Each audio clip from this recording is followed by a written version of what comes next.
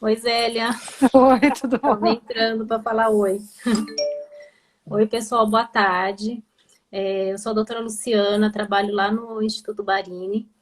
E hoje eu convidei a doutora Zélia, que é geriatra, para a gente bater um papo sobre geriatria, estilo de vida e envelhecimento, tá?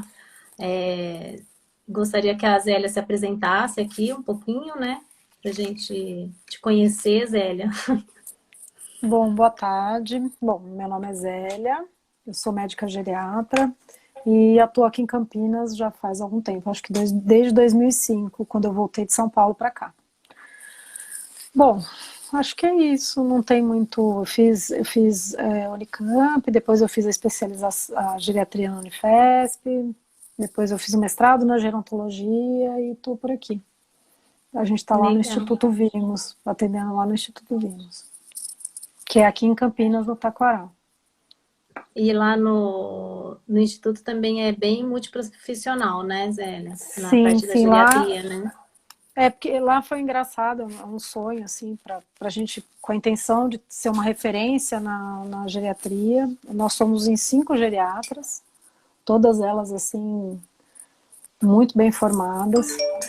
E aí a gente tem uma equipe multiprofissional muito interessante. A gente tem fono, a Dani Brito que está aqui nos assistindo, tem a bom, temos a nutricionista, a gente tem yoga, a gente tem educador físico, a gente tem psicologia. A gente está com uma equipe bem robusta lá, acompanhando os pacientes. O dentista especializado em atendimento gerontológico. É bem legal o time, Ai, que bom. vale a pena. E, e Zélia, assim, na geriatria, né, a gente sempre fica na dúvida, né? Quando que é bom ir para o geriatra, né? Quem são as pessoas elegíveis para ir para o geriatra e com que idade a gente deve começar a pensar a procurar um geriatra, né? Assim, Lu, por definição, idoso é aquele que tem mais de 60 anos num país em desenvolvimento como o nosso, né? Nos países de primeiro mundo, né, os países desenvolvidos, são pessoas com mais de 65 anos. Então, teoricamente, o tempo para ir para o geriatra para cuidar das doenças do envelhecimento seria a partir dessa idade. Lógico que a gente hoje em dia acaba recebendo pacientes mais jovens no consultório, muito mais para orientar para um envelhecimento saudável do que para cuidar de doenças da velhice. É muito mais um trabalho de cuidado preventivo mesmo. E às vezes o paciente faz essa escolha de ir atrás do geriatra, mas ele poderia estar indo no clínico também, né? Sim. É mais por Uhum. conta desse olhar. Tá. E quais são as principais queixas e sintomas assim que você tem mais assim no consultório, que você atende mais? Olha, o universo é muito variado, porque a gente acaba recebendo paciente que absolutamente não tem doença nenhuma, não tem comorbidade nenhuma e que está lá para promoção de envelhecimento ativo e saudável. Mas a gente também acaba recebendo pacientes com queixas relativas à memória, com síndromes demenciais, pacientes com depressão, pacientes com doenças cardiovasculares, seja hipertensão, enfim, Uhum. doenças reumatológicas. Não existe uma doença específica que o geriatra vai cuidar, né? Ele vai cuidar das doenças que estão relacionadas aí ao processo do Do envelhecimento. envelhecimento, é. E assim, a avaliação geriátrica, ela usa vários instrumentos também, né? Porque você precisa estar avaliando esse idoso com na condição física dele, na questão medicamentosa, que geralmente os idosos eles são polimedicamentosos, né? A polifarmácia que a gente chama, na questão da funcionalidade, do perfil cognitivo, né? Da funcionalidade e da vida social desse idoso, né? Você costuma usar assim algum instrumento específico para essa avaliação ou não? Na verdade, na geriatria a gente tem uma ferramenta que é a avaliação geriátrica ampla, onde dentro dela existem vários instrumentos que a gente usa para sinalizar cada uma dessas condições que você citou. E aí o geriatra geralmente acaba aplicando essa avaliação para conhecer melhor o paciente, enfim.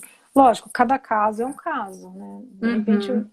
um paciente que precisa fazer uma avaliação inicial, geralmente a gente acaba fazendo essas triagens para identificar algum prejuízo que não tenha, inclusive, não tenha sido identificado pelo próprio sujeito. Então, Sim, sim. na AGA a Porque gente acaba... eu... Não, pode falar. Não, na AGA a gente acaba avaliando a questão de risco nutricional, questão de disfagia, que é a dificuldade de deglutir. Isso geralmente para os idosos mais idosos, né? Uhum. Faz um rastreio cognitivo, faz rastreio para depressão. Tá, tem vários itens que são contemplados aí na AGA. Porque o envelhecimento, ele não é homogêneo, né, Zélia? Não, não. O, Existem cada várias indi... velhices, é. Isso, cada indivíduo envelhece de uma maneira, né?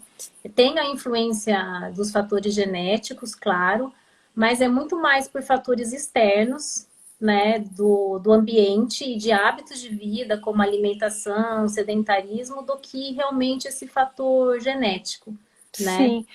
E o que a gente está vendo nos últimos anos, não nessa história recente, o mundo de uma maneira geral, a humanidade teve um aumento de longevidade de uma maneira surpreendente, só que com as mudanças de estilo de vida mesmo, mudanças de recursos tecnológicos, alimentação, comida industrializada, os deslocamentos que são feitos automotivos, né, seja ônibus, seja carro, seja táxi, enfim, o próprio sedentarismo, o estresse, isso acabou que trouxe para a gente uma velhice muitas vezes um pouco mais adoecida, que é uma das coisas que a gente tem que levar em conta. Então a gente está vendo uma população mais longeva, mas que também tem tido mais problemas de saúde por essas questões aí, porque não houve um ajuste, não teve tempo, acho que em termos de evolução, para a gente se adaptar a essas questões. E que eu vejo, talvez que hoje seja o grande problema, é a oferta inadequada dos alimentos, né? Porque eu pelo menos quando eu vou fazer compra, eu fico observando as pessoas, eu fico vendo, dando uma bisbilhota, dando uma olhada, o que a pessoa está passando no carrinho ali. E cada vez eu fico mais impressionada, assim, eu tenho tomado vários sustos, não só com a população mais idosa, Uhum. com a população gerontológica, mas principalmente no carrinho das mães com crianças, assim. Que Sei. para mim aí começa Já eu sei que, começa o envelhecimento precoce, é, exatamente. Quando você olha por né? ali, você fala, meu Deus, a gente precisa cuidar disso para ter uma velhice mais saudável, né? Sim. E eu acho que hoje em dia também com essa questão de iFood, das pessoas comprarem Sim, muito as coisas já prontas, né? E principalmente o idoso, ele acaba querendo tudo mais fácil mesmo. Ele não quer ficar cozinhando, né? Geralmente compra, às vezes cozinha para poucas pessoas, né? sim, Então, eu acho que tudo isso faz com que ele não se alimente tão bem, não tenha esse cuidado com o que ele vai estar escolhendo para ele, né? com certeza, com certeza. E isso pra gente realmente é um problema, porque ou estão comendo demais ou estão comendo de menos. É. A questão do equilíbrio ali na alimentação tá bem, tem chamado muito atenção, assim. E a idade funcional também da pessoa pode ser diferente, né? Para as pessoas de mesma idade, né? Então, para uma pessoa de 70, duas pessoas de 70 anos, elas podem ser totalmente diferentes uma da outra, dependendo de tudo aquilo que ela trouxe da Sim, vida, né? não, com certeza. Então, São, são as várias faces da velhice, né? Então, pessoas na sim, mesma idade, às vezes com condições socioeconômicas parecidas, têm diferentes envelheceres, se é que a gente pode falar assim, por conta dessa questão. O fator genético conta, mas ele não tem um peso tão significativo se comparado à questão dos hábitos mesmo. sim. uma coisa que eu sempre falo, assim, tento orientar os pacientes, né, é a questão da funcionalidade. O que que a gente precisa fazer para não perder a nossa funcionalidade, né? E uma das Sim, coisas que hoje é muito estudado e já é comprovado é que com o envelhecimento a nossa composição corporal ela vai mudando, né? Então a gente vai perder massa muscular, perder massa óssea e ganhar gordura, né? sim, E, e isso faz também com que. E uma gordura abdominal, né? O que faz também que a gente fique mais predispostos aos eventos cardiovasculares, né? E esse aumento de gordura e perda de massa magra, de músculo, né? Vai acabar ao longo do tempo fazendo com que a gente perca a nossa funcionalidade. E a funcionalidade, assim, em questões básicas, às vezes levantar de uma cadeira mais baixa, né, você já vê que a pessoa já tem uma fraqueza muscular. Então, por sim. isso que a atividade física, ela é muito importante, né? E é preciso começar o mais cedo possível. Agora, aquele idoso que é sedentário, ele também tem tempo de começar e melhorar, né? Não, com certeza. Que os estudos mostram isso, né? E assim, como que você vê essa questão da sarcopenia, né? De tudo que a gente pode fazer para evitar a sarcopenia no idoso? É até interessante o que você falou, Lu, porque é uma coisa que eu sempre discuto com o paciente, ele chega, ele está ótimo no consultório, enfim, ou com queixas menores, e a gente sempre vai falar, olha, tem duas coisas que a gente quer garantido na velhice. A autonomia, que é a questão cognitiva, de poder tomar suas decisões e resolver sua vida, e a questão da independência, que está linkada à questão física, né? A potência física, enfim, a capacidade de poder executar suas atividades, não só as atividades básicas de vida diária, como as atividades instrumentais, né? Sim, As básicas são coisas que são simples na rotina, mas a gente só percebe que está tendo algum prejuízo na hora do vamos ver, que é comer, que é colocar roupa, que é tomar banho, que é ir ao banheiro, essas são as atividades básicas.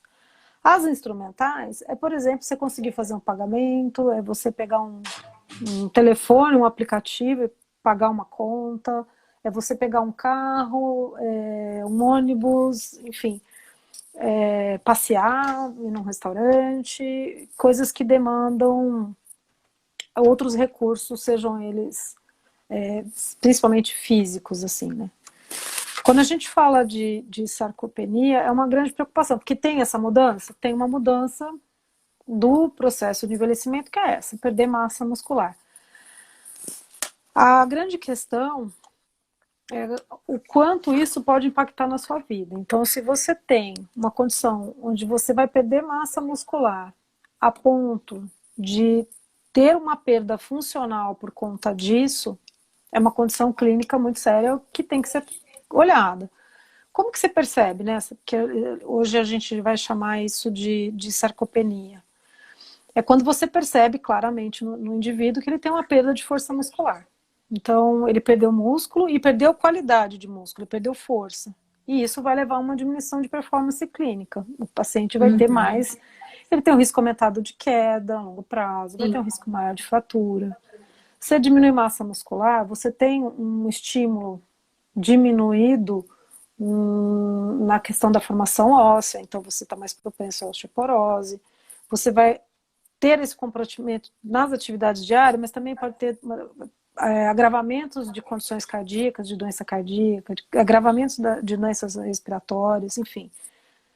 A sarcopenia vai te levar a um risco maior de hospitalização e um custo mais alto com saúde. Aí você me pergunta, né, como é que a gente faz para prevenir isso?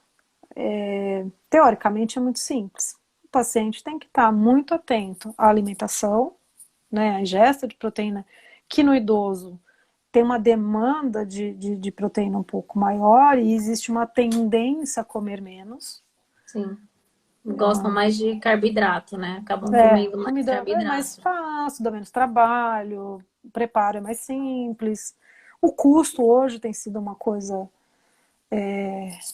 que também a gente tem que levar em conta, né? Às vezes a pessoa não está comprando carne porque também está caro. A gente também tem que olhar isso. Mas se a gente for falar em prevenção, a gente tem que falar na atividade física, né? Numa regularidade disso, principalmente em exercícios que estimulem a formação muscular, trabalhem a musculatura, como musculação, um pilates, uma ginástica funcional que envolva o uso de cargas, enfim, para poder estar estimulando essa a manutenção dessa massa muscular ou até mesmo o ganho. Só que a gente não consegue fazer isso se a pessoa não estiver comendo adequadamente, né? Então tem que ser uma Sim, coisa bem casada. conjunto, né? E Conjunto. assim, você acha, você indica o whey protein para os pacientes idosos? Indico sim. Principalmente quando eles estão retomando ou iniciando atividade física ou quando realmente está com alguma história. Assim, via de regra, eu sempre prefiro que o paciente vá ao nutricionista, porque eu Uhum. acredito que a pessoa foi lá, fez um curso de 5 anos para justamente estar sabendo como adequar a dieta para os pacientes. Mas assim, no susto, na hora que o paciente chega, e eu falo, nossa, não está comendo direito, vamos começar a trabalhar, e você vai lá e faz as contas e percebe que a pessoa, porque é uma conta rápida, né? São 1,2 a 1,5 gramas de proteína por quilo de peso. Porque, Quando você vai fazer uma conta rápida, você fala, gente, a pessoa não vai conseguir comer tudo isso de proteína. Só se sim, for, e tá comendo um pouquinho, aí às vezes eu entro com whey, dependendo de cada condição clínica, eu entro com um suplemento um diferente. suplemento. É, mas eu acho super válido. Eu E tem mesmo alguns uso. estudos agora, né, Zélia, falando sobre a creatina como neuroproteção. Sim. Você tem Aliás, experiência com isso? Ah. não, pode falar, pode falar. Não, eu queria só te perguntar isso, me veio essa curiosidade agora, porque eu tenho lido bastante sobre a creatina como neuroprotetora também, não só em questão da energia muscular, tudo, né? Então, Então, na prática clínica, não. Eu não tenho, eu uhum, ainda não tô com essa mão toda para isso, mesmo porque os meus pacientes, eles não são tão ativos ativos, assim. Eles têm, depende muito do perfil, assim. sim. Mas uma coisa que eu acho que é super importante é esse trabalho conjunto.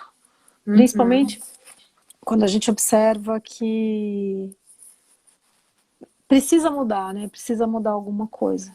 Eu sempre falo que não tem idade para começar.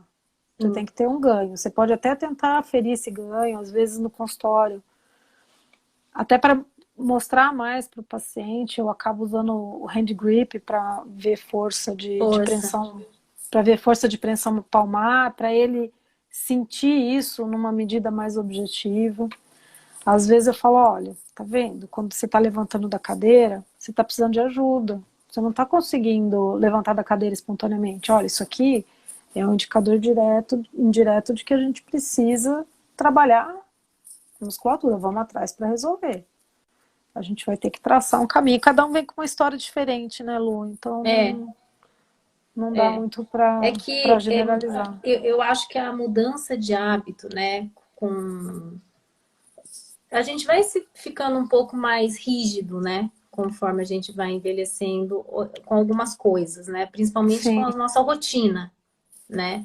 E o idoso gosta de manter aquela rotina dele, né? Que às vezes não é tão saudável, mas ele gosta daquilo, de fazer daquela maneira. É difícil a gente conseguir mudar um hábito, né? Eu acho que tem que ser muito bem explicado, ele tem que entender e tem que começar a sentir assim os benefícios aos poucos daquela mudança, né? Porque às vezes se é uma pessoa que não faz nada, não faz, é sedentário mesmo, ele já vai ter uma dificuldade em começar por falta de, às vezes até de musculatura, de condição, né? Então a gente tem que começar com uma físio para depois ir reabilitando esse idoso, né? Essa pessoa para conseguir se tornar ativo, né?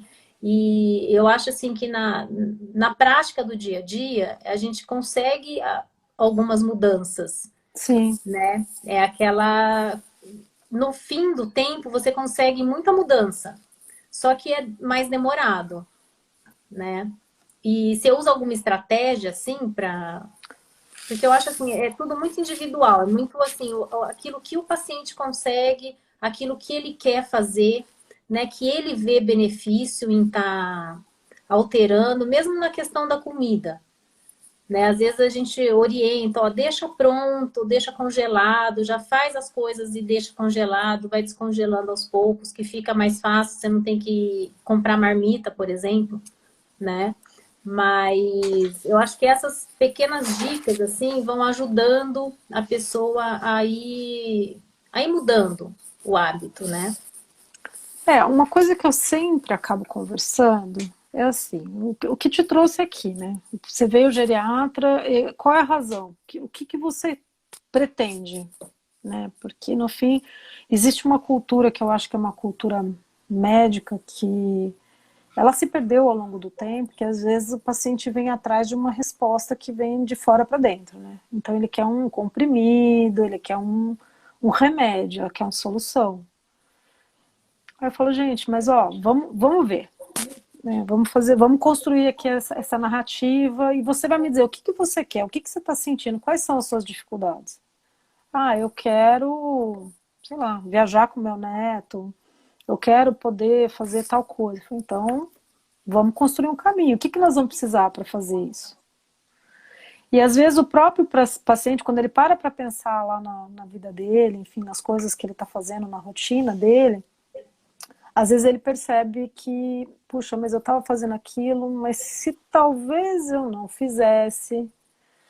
A questão, por exemplo, eu quero ir para um parque de diversão, quero levar meus filhos, sei lá, meus netos para fazer um day use no hotel, quero, sei lá, levar no parque. Bom, mas por que você não leva? Ah, porque eu tô com dor, ou tô com uma dificuldade para me locomover por tal razão. Tá, mas para você levar seu neto para passear no parque, e você não tá levando porque não tá sentindo tanta força, o que você tem que fazer para melhorar a força? O que você acha que você tem que... Ah, talvez se eu me exercitasse, se eu diminuir o peso. Então, olha que interessante. Será que a gente não consegue trabalhar aí e medir o quanto que você vai ter de ganho com essas pequenas mudanças? Porque assim, conversar e explicar para o paciente que são coisas que estão comprovadas, elas estão na literatura, mas nem sempre as pessoas têm acesso à informação, né? Então, você dizer para a pessoa que se ela fizer mais exercício, ela vai ter inclusive um efeito protetor na memória, que ela vai conseguir melhorar a qualidade de osso, que ela vai melhorar a força dela e que com isso ela vai conseguir fazer essas coisas que ela pretende.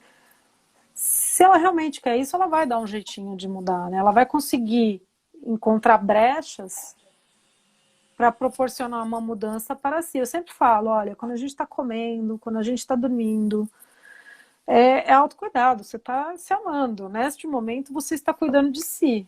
A Uhum. gente não passa creme no No rosto, a rosto. gente não toma banho, não lava o cabelo, não passa creme. Que nem aqui, eu tava atendendo e aí eu tava com a máscara. Eu não fui lá e passei um negocinho para dar uma disfarçada no amassado do nariz? Por que será que a gente... E eu acho que uma coisa que me facilita, eu tenho uma dificuldade grande com o controle do peso, porque eu gosto de comer. E aí fica mais fácil para eu dialogar com o sujeito por conta disso, porque eu sei o quanto é difícil. E aí eu falo, olha, eu sei que não é fácil. Eu sei que voltar a fazer exercício também não é tão simples assim. E Uhum. encontrar coisas que te dão prazer. Então, às vezes, a pessoa lembra, num dado momento, que ela gostava de praticar tal, sei lá, um esporte que ela não pratica mais há Às vezes anos. até assim, fazer um jardim, mexer no jardim, né? É se movimentar. Eu acho que a princípio é tirar a pessoa daquela de não fazer nada, às vezes de só ver TV ou de ficar muito parado, mas para ir se mexer, né? É, Então, e depois encontrar. virar uma atividade física, né? Não, É, depois vira, né? e encontrar coisas que tragam prazer, assim, Prazer. que Uhum. sejam gostosas, que tragam algum um benefício que não é só esse benefício físico que ele vai ser construído ao longo do tempo, mas assim, melhora bem-estar, né? Vamos concordar que a Sim. prática de qualquer tipo de atividade que você movimente o esqueletinho vai te deixar, vai ter uma dorzinha no corpo no começo? Vai. Mas aí você tem que ter um propósito. Você fala, não, mas eu vou fazer isso, mas vai valer a pena por conta disso, disso, disso, daquilo. O cara vai elencar a sua lista ali de prioridades. E eu consigo, às vezes, perceber melhoras nesse sentido. Eu fico muito feliz, porque é uma coisa simples.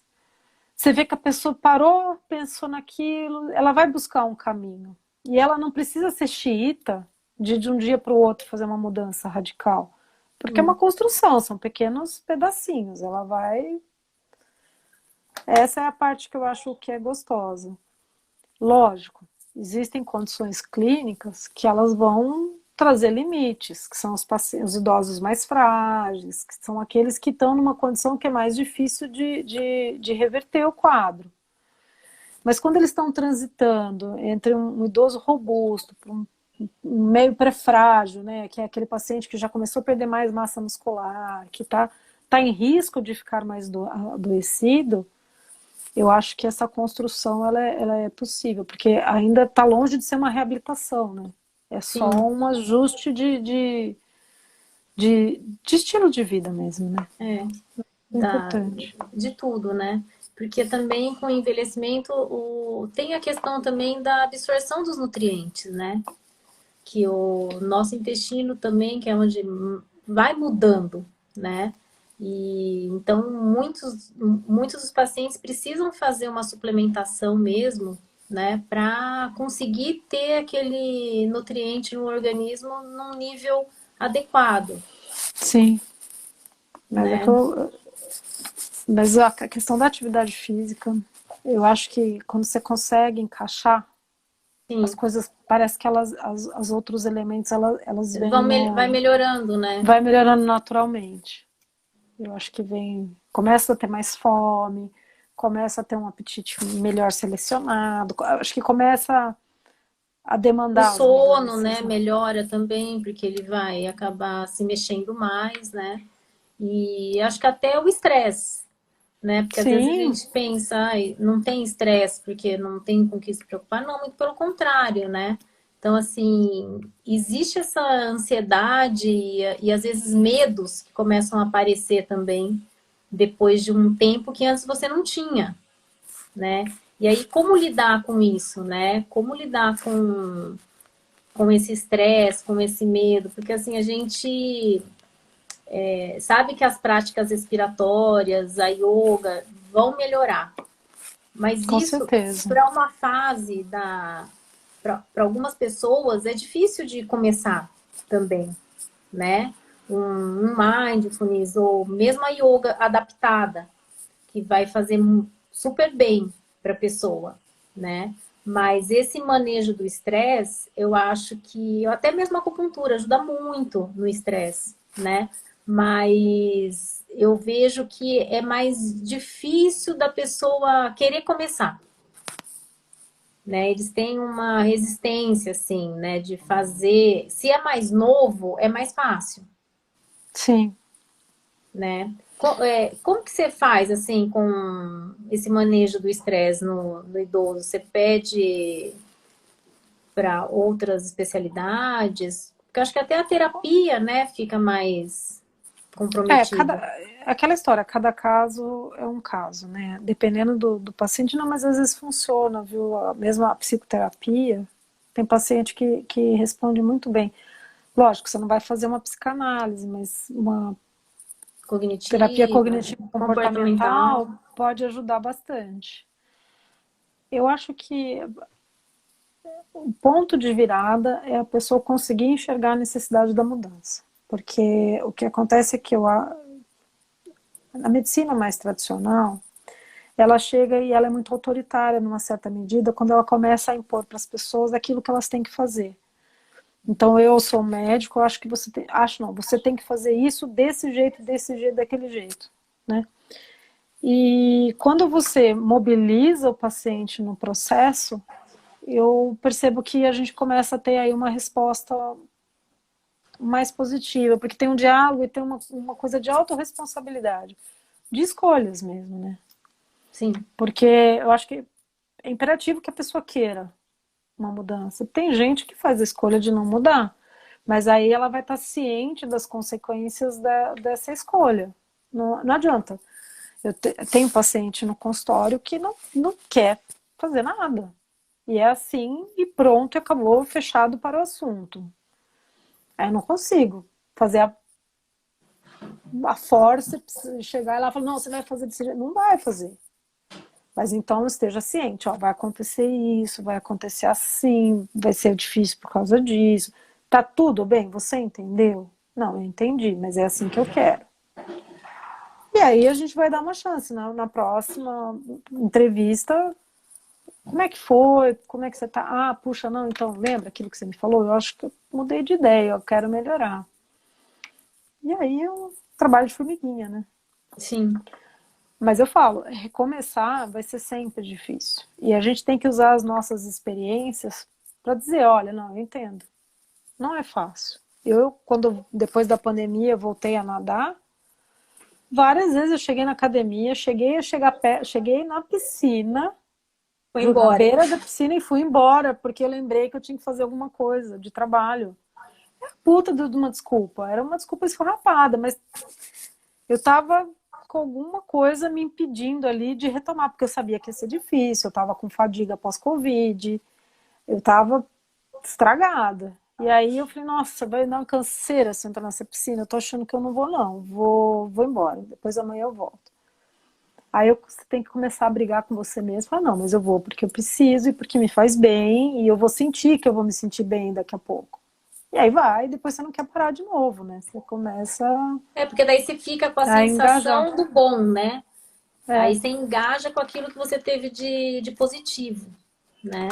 E eu acho que isso é super importante para a gente, quando você faz algo bom, né, que você se sente bem, você valorizar isso, para sim, dar continuidade, né, para manter, para que as mudanças sejam permanentes, né, que você consiga sustentar as mudanças, né, quando sim. você consegue fazer. Ah, eu ia te perguntar uma coisa, no pós-pandemia, porque assim, eu acho que para os idosos Nossa, foi muito difícil, né, porque ficaram primeiro com muito medo, né, fechados em casa, aí sem atividade, né, porque não podiam sair. Então, como que agora eles estão voltando, né, para os nossos consultórios, tudo, né? E como que você está vendo esse retorno, assim, para a vida? Porque eu ainda vejo muita gente ainda com muito medo, com muita eu sei. precaução, né? Mas ficou um resquício, sabe? Do medo, desse medo da morte, né? E do medo do Covid também.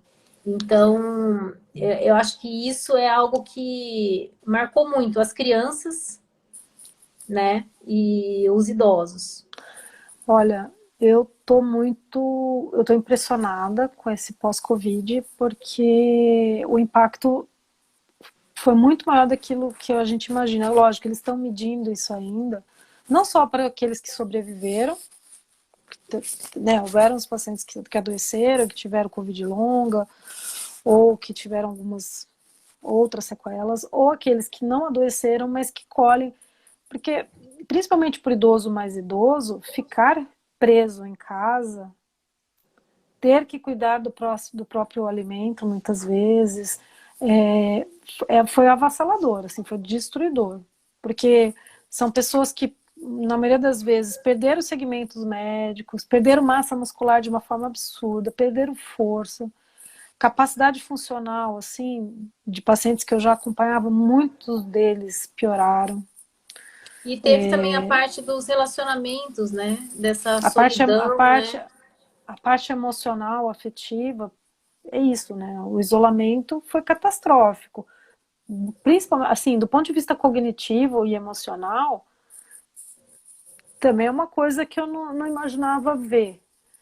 E realmente com um impacto muito grande, porque mesmo quando as famílias percebiam algum problema, elas consideravam achar melhor continuar em casa para não correr o risco de morrer do que ir atrás para resolver o problema.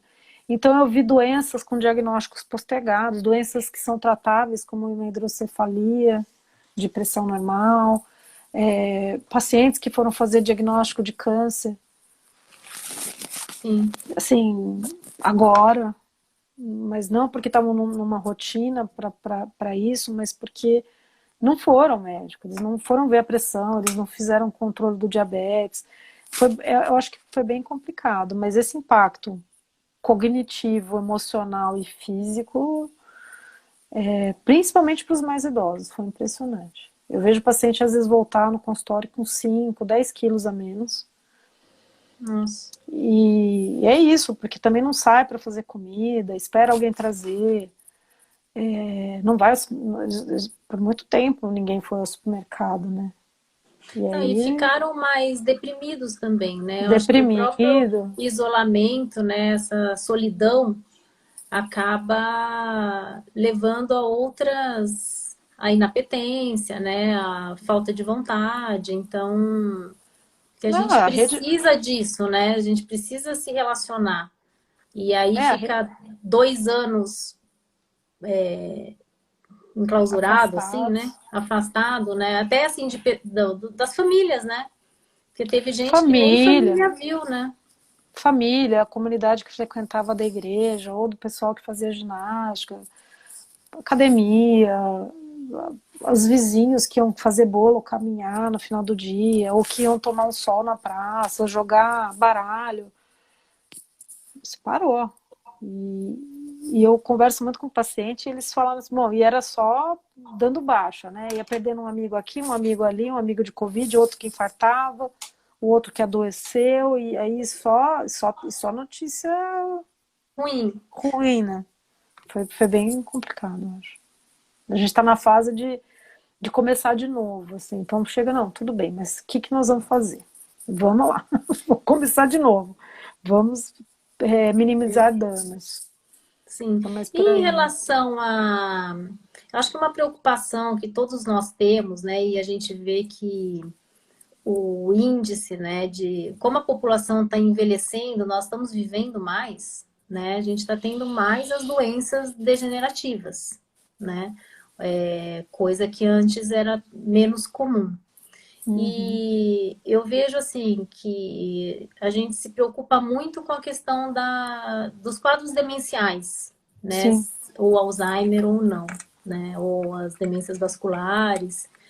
E, e hoje a gente sabe, né, Zélia, que assim, é uma alimentação com muito açúcar, um diabetes. Tudo isso vai influenciar no desenvolvimento, no start dessa genética, se você tem, para desenvolver uma doença neurodegenerativa, né? sim.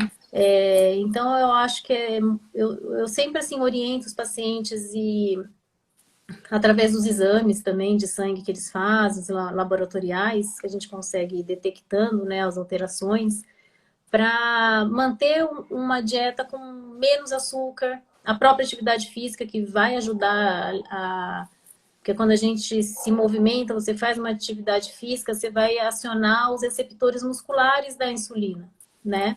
Então você não vai estar usando o seu pâncreas, você vai estar usando o seu músculo, né? O seu músculo vai estar te ajudando a absorção dessa glicose. Então, eu acho que a demência, né, hoje em dia, eu, por exemplo, eu sou super esquecida, sabe? Nossa, tem hora que eu falo, Jesus, será que estou com algum sinal? Né? Então, é uma preocupação assim que eu acho que todos nós temos, né? De como vamos envelhecer e o que vamos ter lá na frente, Sim. né? E o que a gente vai fazer se tiver, né? É, e eu vejo que os médicos, mesmo quando com os pacientes com demência, não fazem esse caminho, enquanto a pessoa ainda tem uma autonomia, né? Sim, Ela ainda tem um poder de decisão. E essa conversa é difícil, né, de ser feita, de até antes do diagnóstico ou durante, porque é uma doença que você tem tempo, não é sim, um câncer. O câncer você tem pouco tempo, às vezes não dá tempo, né? Agora, nos quadros neurodegenerativos, não, você tem um bom tempo para decidir o que você quer e o que você não quer. Né? E eu acho que é muito importante a gente poder ter essas diretrizes já direcionadas, né? As diretrizes de vontade direcionada, com né? certeza. Mas é engraçado, mas a coisa do... De novo, eu sou fã da questão da atividade física, porque realmente a gente sabe que ela é um bom remédio. Eu diria que é um remédio que sai barato, porque ele te dá prazer. A Eu atividade sempre física não falo precisa que a atividade ser física, se você não gosta, pense nela como uma medicação. É um remédio a menos que você vai tomar se você fizer tomar. atividade física, não é? Assim, você vai Claro, eliminar várias medicações se você se alimentar bem e se exercitar. Você não precisa ser atleta e nem ser competitivo, né? Mas você sim. precisa fazer alguma coisa. Eu até brinco, assim, olha, pode fazer o que quiser, pode fazer balé, quer fazer capoeira, faz. Quer fazer o que você imaginar, jogar golfe, vai jogar peteca, não sei, vai fazer qualquer coisa que Não, te e golfe divirta. gasta energia pra caramba, né? Porque o Sim, tempo que você fica jogando golfe, eu falo porque eu tenho paciente que joga golfe. Então, não. fica 4 horas ali, Não, né? e concentrado, quase meditando, porque o cara tem que planejar trajeto de bola. Nossa, eu não dava conta, não. Mas é isso, mas a gente sabe que a atividade física feita com regularidade, mesmo que começado tardiamente, vai ter é um fator protetor para o desenvolvimento de demência. Ponto. Principalmente para a questão do Alzheimer. E mesmo para o A paciente que demência adoece, vascular, mas os estudos mostram que é mais para Alzheimer do que para vascular e na Parkinson, verdade, ou os dois. eles dão uma generalizada, mas eles vão falar mais da questão do Alzheimer. Mas é óbvio que vascular você vai ter menos problema, porque se o cara é mais ativo e ele está com controle metabólico, cardiometabólico melhor, ele vai ter menos lesão, né? Sim. Mas eu vejo porque eu tive um exemplo em casa. Minha avó fez um diagnóstico de Alzheimer aos 70 anos, muito nova, né? Nossa, E aí teve uma conversa com ela, do tipo, olha, se você fizer exercício, vamos cuidar, vai tomar medicação.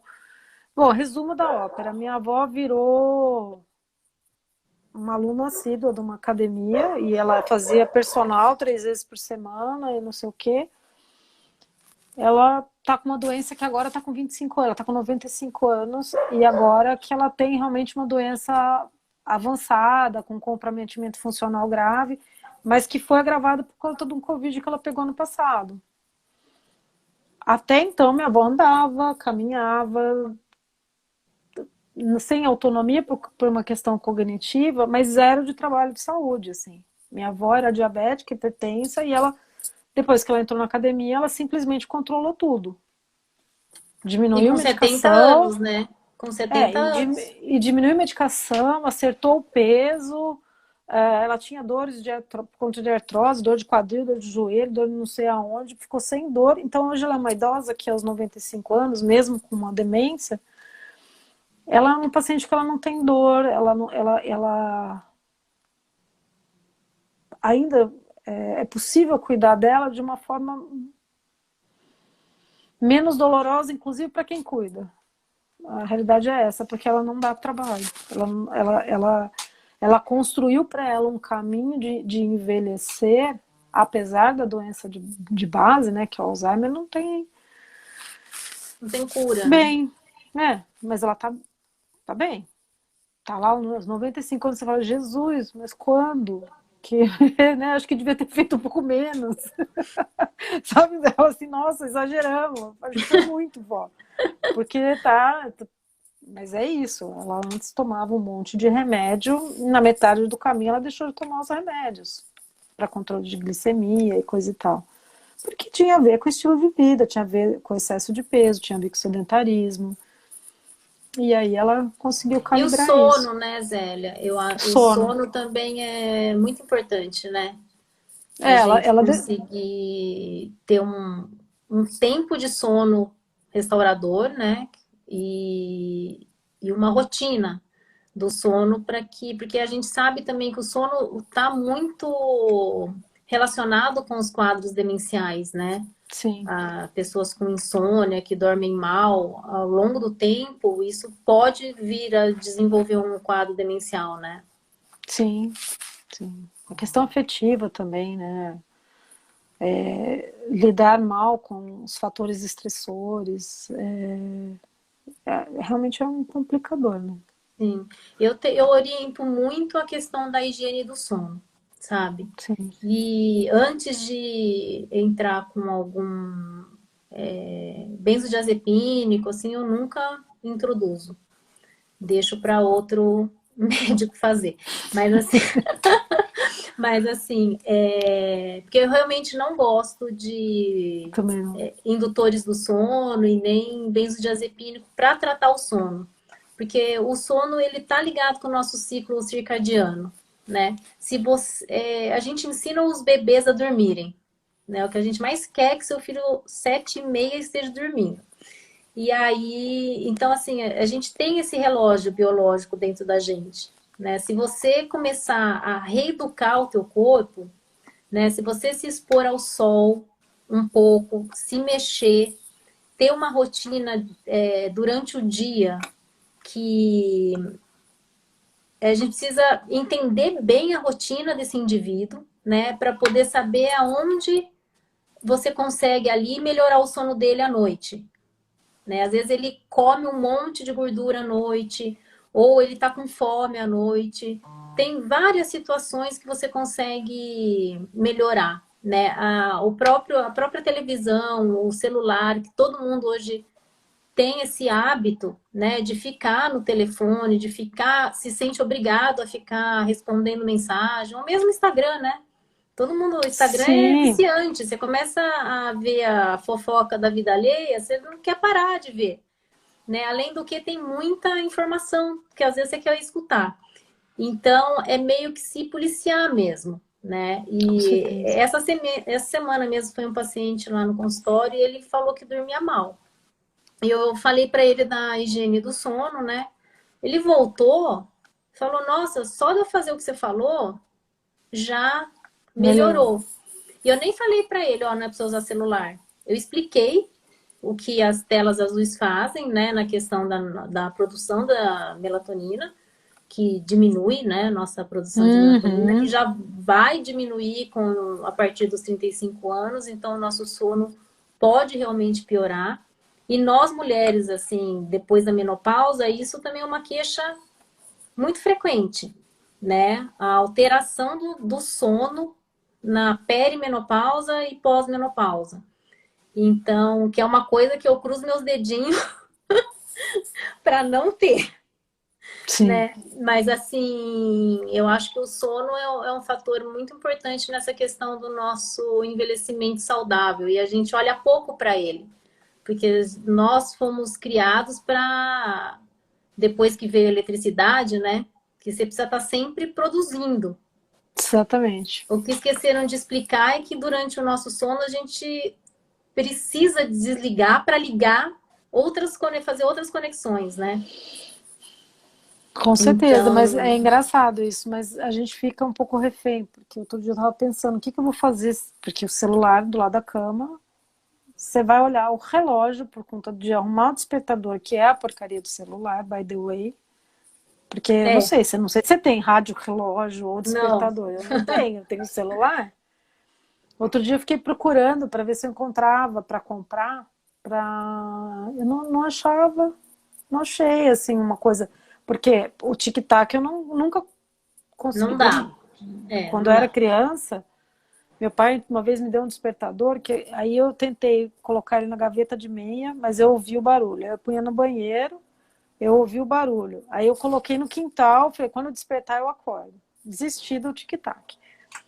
Mas é pensar nisso, vamos outras ferramentas, deixa o telefone para fora do quarto, vamos arranjar um outro tipo de despertador, buscar essa possibilidade. Aí eu descobri a caixinha de som, que dá para você conectar no Bluetooth do celular, Uhum. mas Aí pelo fica pra menos ele não. fora. Mas aí eu consigo deixar para fora, aí ele toca música, aí eu acordo com a música. Mas é um desafio em tanto isso. Há E para muitos as anos crianças, né? atrás, eu vi um artigo relacionando o uso do celular na cabeceira com neoplasia de sistema nervoso central, porque aumentou muito, né, em indivíduos jovens. Então, mas eu não lembro direito, assim, do estudo, nem quem publicou, mas tinha uma relação, né, com a Com as emissão ondas. com as ondas. Isso, com as ondas. Não sei o quanto que isso de fato ou se tem alguma coisa a ver com a mudança, de novo, a mudança do estilo de vida, a mudança de outros fatores também, né? Mas, porque a gente hoje em dia quase não consegue isolar um único elemento, né? Tá tudo Não, tão multifatorial que você fala, bem, quem será que veio primeiro, né? Mas eu tenho certeza que não é bom. Eu vejo, assim, as crianças com puberdade precoce, puberdade acelerada por conta de exposição, tempo de exposição em tela, que aconteceu na pandemia, né? As meninas uhum, começaram a menstruar mais cedo, não é só por uma imperícia dos pais de deixá-las com tela de computador, ou sei lá, mas porque elas foram obrigadas a assistir aula 4 horas por dia ou mais com esses aparelhos. Então, a Dani escreveu aqui, comer, caminhar, meditar e amar. É isso, acho que é isso mesmo, Dani. É isso. comer Com bem, né? certeza. Eu não tenho dúvida disso. Tenho convicção de que é isso, porque a vida é uma coisa mais simples, né?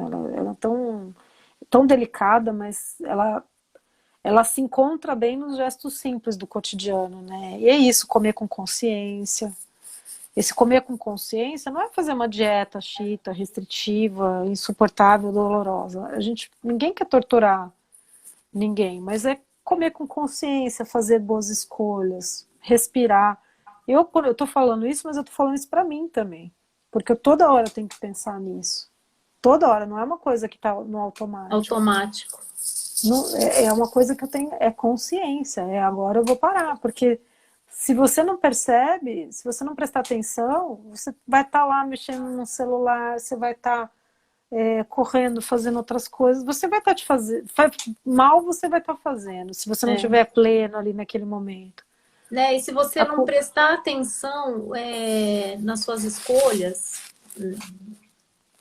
vamos falar das alimentares, né? Às vezes você vai por impulso, né? Se você está com um conflito, porque tem pessoas que quando estão angustiadas ou estão com conflitos, elas vão Sim, comer ou estão ansiosas.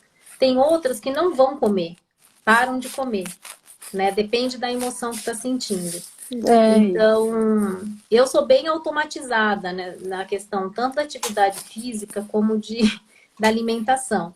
Mas, quando eu era mais nova, assim, adolescente, eu gostava muito de frequentar o Vigilantes do Peso e tinha um outro, que eu esqueci o nome. E era super interessante, sabe? Porque eu aprendi muita coisa ali. Eu sempre fui magra, mas assim, era interessante porque ele me ensinou perceber que às vezes você vai comer pelo afeto, né? Por aquilo, porque as memórias estão no nosso hipocampo, né? No nosso cérebro. Então, assim, às vezes o cheiro de uma coisa te lembra de um momento, né? E você está na falta daquilo. E aí você vai em busca daquilo que está te faltando. Só que você não sim, percebe que não é o doce, né? Mas primeiro você vai no seu impulso, você vai naquilo que está mais fácil ali para você comer, né? Então, você ter essa percepção, essa consciência do que está te levando à escolha, o que sentimento está te levando a escolher, né? E isso vai automatizando. Conforme você vai se percebendo, cada vez mais você vai se conhecendo e vai percebendo como que você age e criando estratégias para não precisar agir daquela maneira, né? Você vai achar outra válvula de escape, por exemplo, mais saudável, né? Ou resolver o conflito que você tá. Tem um colega ele é nutrólogo e ele está fazendo a pós lá da medicina do estilo de vida no Einstein comigo. E é um cara mais velho, tudo muito sabido, é italiano, chama Andrea Bottoni. Ele defende a história do mindful eating, que é você comer com consciência mesmo. Comer uma Meditando, né? comer uma comida que você acha que é errada porque é um doce. Mas ele fala assim, bom, se você sentar, fazer toda a ritualística do comer e começar a comer antes de colocar a comida na boca, você já tá ligando a chavinha da saciedade, porque você cria um ritual, é um processo quase meditativo, assim. E aí, quando você vai comer, você vai se alimentar, é comer com consciência, é comer com... Não é comer qualquer coisa, não é isso que você falou, né? A pessoa que está ansiosa e vai comer qualquer coisa. Não, tô me alimentando, olha que delícia. Colher por colher, você vai pôr na boca, você vai sentir, você vai... Que eu falo que é o investimento. Já que eu vou comer tal coisa, sei lá, um doce lá que eu nunca como porque eu acho que eu não devo comer. Mas na hora que eu for comer, aquilo tem que ser Bom. pleno. É. Vai ter que ser bem. Rosela, acho que a gente vai ter que encerrar, porque vai Vai encerrar. acabar aqui o Instagram. Mas só para finalizar, né? O que eu ia falar? Essa questão do... que você estava falando do mindful eating, né? E a gente precisa de tempo, né? A gente precisa de tempo para conseguir Sim. fazer essas coisas, né? Então, a gente precisa de tempo para se conhecer, né? Para se ouvir, para poder ouvir os outros também, né? Sim. E para tempo para parar, né? E não fazer nada, porque se tá naquela correria, você vai pegar a primeira coisa que tiver na sua frente, tá morrendo de fome, tem um saco de bolacha, você vai comer o saco de bolacha, né? Então, eu geralmente eu levo várias coisas, porque eu vou ter fome em algum momento, né? Sim. Então, eu deixo dentro do carro e vou comendo as coisas que eu levei, entendeu? Mas o ideal não seria isso, né? O ideal seria você poder ter esse tempo de não comer no carro, de sentar, olhar para sua comida, ter aquele prato colorido, né?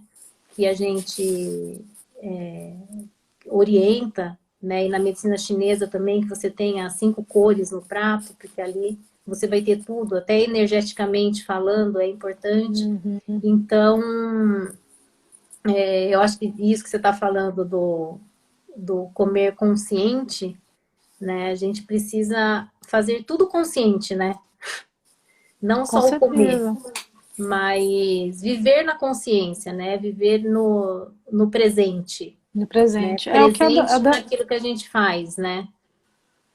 e é o que a Dani falou. Comer, autocuidado, caminhar e amar, elas são juntas, porque de repente você vai chamar alguém que, tudo bem que esse caminhar tem que dar uma canção, não pode dar para conversar muito não, mas você chama uma pessoa querida junto, você consegue confraternizar, se for caminhar, se for nadar, mas enfim, vou jogar vôlei, perfeito, vamos rir, vamos, meditar, perfeito, eu acho que é encontrar, e cada um medita do seu jeito, né, tem gente Sim, que... sim.